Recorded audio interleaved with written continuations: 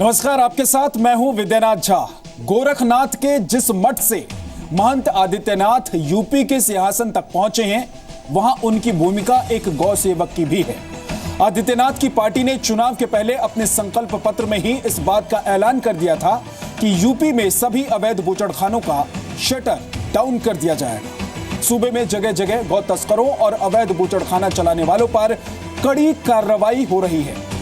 एक चुनी हुई सरकार को हक है कि वो कानून का इकबाल बुलंद करे, लेकिन सरकार के इस एक्शन को हम हठयोग क्यों कह रहे हैं? आप रिपोर्ट देखिए। मैं आदित्यनाथ योगी ईश्वर की शपथ लेता हूं कि मैं विधि द्वारा स्थापित भारत के संविधान के प्रति सच्ची श्रद्धा और निष्ठा रखूंगा।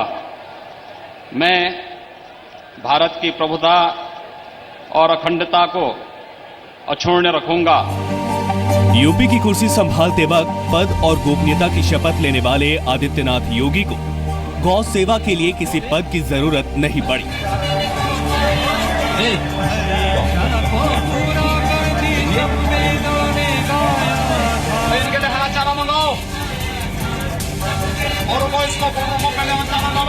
आदित्यनाथ का जुड़ाव उस गोरखनाथ मंदिर से है जहां गौ सेवा एक परंपरा है और नाथ संप्रदाय गौ सेवा को मानव धर्म मानता है। अब जबकि यूपी में योगी सरकार है, यहां अवैध बूचड़खानों पर सख्ती शुरू हो गई है।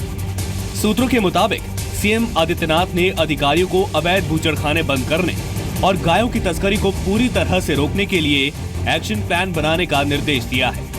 साफ है कि गौवंश के खिलाफ अवैध कारोबार को प्रशासन पूरी ताकत से बंद कराएगा। पूरे सदन को आमंत्रित करूंगा कि वह उत्तर प्रदेश में आए और उत्तर प्रदेश में आप देखते रहिए, बहुत कुछ बंदी होने जा रही है वहां।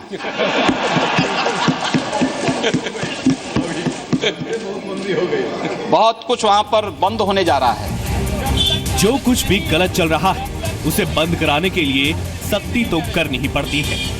ध्यान देने की बात यह है कि योग की परंपरा में भी हठ योग सख्ती से ही जुड़ा हुआ है। हठ योग के बारे में कहा जाता है कि यह हठ के साथ यानी बलपूर्वक की जाने वाली यौगिक क्रिया है। यह भी कहा जाता है कि गोरखनाथ के अनुयायी प्रमुख रूप से हठ योग की साधना करते थे। अब जिस तरह से आदित्यनाथ योगी की सरकार में गौवंश की रक्षा को लेकर सख्ती दिखाई जा रही है, इसे एक तरीके से गौ रक्षा के लिए हठ योग कहा जा रहा है। नाथ पीठ की परंपरा में हठ योग तो उनके जीवन का अंग है। एक धर्माध्यक्ष को आपने राजनीति की कुर्सी सौंपी है तो उसे धर्मानुकूल आचरण और उसके बोले गए एक एक शब्द को वेद वाक्य मान करके अगर वो कहते हैं कि ये होगा तो नीचे तक के अधिकारी ये समझ जाएं, यही हठ योग है कि जो कहा हूं वो करूंगा। हठ योग भारत के योगियों की एक साधना पद्धति है और हठ योग के कई प्रकारों में से भी एक है। हठ योग को शैव मत से जोड़ा जाता है, लेकिन बाद में इसे नाथ संप्रदाय ने ही आगे बढ़ाया। मत्स्येंद्र नाथ और गोरखनाथ हठ योग के प्रमुख आचार्य माने गए हैं और आदित्यनाथ योगी भी उसी नाथ परंपरा से हैं। एक तरफ गौ सेवा तो दूसरी तरफ अवैध बूचड़खानों के खिलाफ कार्रवाई। दरअसल आदित्य योगी नाथ ने 7 साल की कठिन सेवा के बाद नाथ संप्रदाय में योगी की दीक्षा ली है।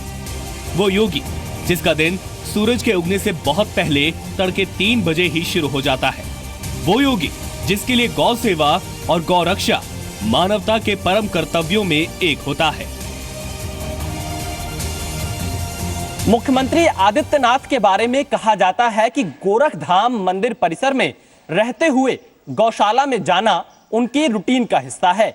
कहा यह भी जाता है कि गौशाला में रहने वाली गायें योगी से इतना ज्यादा घुल मिल गई हैं कि वो उनके पैरों के आवाज से ही उन्हें पहचान लेती हैं। कहा जाता है कि सुबह 5 बजे पूजा आरंभ करने से पहले आदित्यनाथ 2 घंटे हठ योग करते हैं।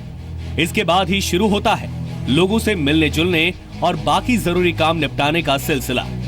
आगे आपको बताएंगे गौ सेवा और गौ रक्षा के लिए कैसे जारी रहेगा हठ योग। विशाल पांडे, जी मीडिया, लखनऊ।